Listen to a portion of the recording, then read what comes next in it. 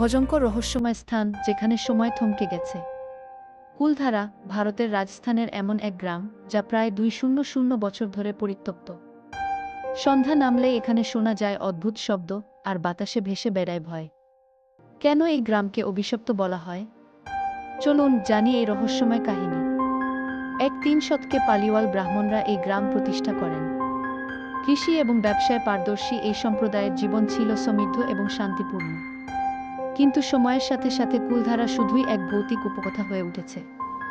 গল্পটি শুরু হয় নিষ্ঠুর রাজা সালিম সিংকে নিয়ে, যিনি ছিলেন জয়সলমেরের প্রধানমন্ত্রী।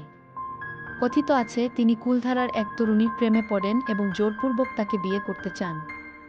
যদি তার ইচ্ছা পূরণ না করা হয় তবে তিনি গোটা গ্রাম ধ্বংস করার হুমকি দেন। ভয়ে কুলধারার সমস্ত গ্রামবাসী এক রাতে চিরতরে অদৃশ্য হয়ে যান। কিন্তু যাওয়ার আগে তারা এই গ্রামকে অভিশপ্ত করে যান, যেন কেউ আর এখানে বসবাস করতে না পারে। আজও পর্যটক এবং স্থানীয়রা জানান রাতে এখানে ভৌতিক আওয়াজ শোনা যায়, ফিসফিসানি, পায়ের শব্দ আর হঠাৎ তাপমাত্রা কমে যাওয়া। এসবই নাকি এখানে সাধারণ ঘটনা। ভৌতিক গবেষকরা বহুবার কুলধারা পরিদর্শন করেছেন, কিন্তু এই রহস্যের কোনো সঠিক উত্তর মেলেনি। কিছু গবেষক মনে করেন কুলধারার অভিশাপ শুধুই লোককথা।